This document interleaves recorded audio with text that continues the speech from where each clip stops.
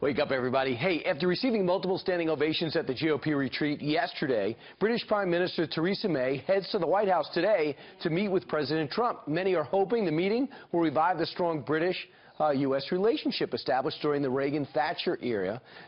So what can we expect at this anticipated meeting? Anything substantial or just to get to know you? Let's ask Steve Hilton. He's a Fox News contributor and former director of strategy for Prime Minister David Cameron, who just had that job a short time ago. You say, Steve, that there's been an obsession really since Reagan-Thatcher of British leaders being best friends with American leaders. What is the importance from the UK perspective?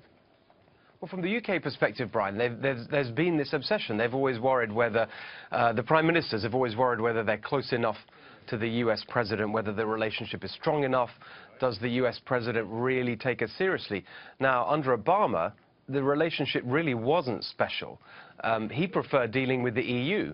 And if you remember, during the Brexit campaign, he famously said that if Britain left the EU, it would be at the back of the line for a trade deal. Now, right now, if you look at what's the situation with Trump and May, it feels like it's getting off to a really strong start. That speech she made yesterday at the GOP retreat that got the ovations was really strong.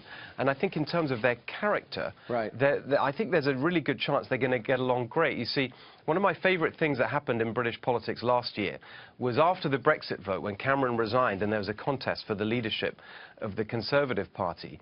One of the ministers who was actually in Thatcher's cabinet and also in Cameron's cabinet was caught on a hot mic talking to one of the other ex-ministers, and he said, the thing about Theresa May is that she's a bloody difficult woman.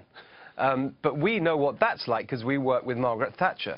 And then Theresa May actually turned that around and said, as we're leaving the EU and negotiating our way out, Britain needs a bloody difficult woman. Right. And the thing is, her character is one that really reflects that. She's very hardworking, pays a lot of attention to detail, right, and she's really tough. And I think that's going to appeal to Donald Trump. But you know what? Donald Trump is somebody, more than most people I've ever met, who wants something done. He's interested in fostering a relationship, fine. But could he walk out of here, and could Theresa May walk out of this meeting with the fundamentals towards a bilateral trade agreement separate from the EU, even though they say wait 2 years before you're allowed to do that, Britain, because we're in the middle of breaking up? Well, that's the really big question. Now, if you look at Trump and what he said, the president, it seems to me, is really keen to get on with it. And that's great. It's great for America and it's great for Britain.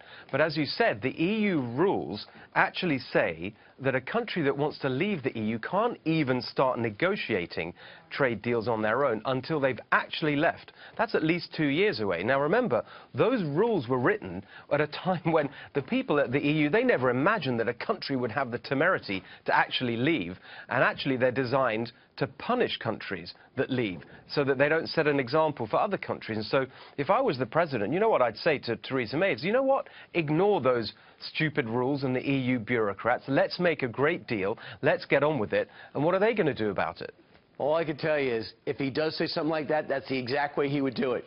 Let's forget about them. Let's make a great deal together. It'll be the best deal ever, and everyone will love it. It'll be fantastic. All right, Steve, thanks so much. Great to see you, and I look forward to seeing your show on the weekends when you roll it out. Great to see you, Brian.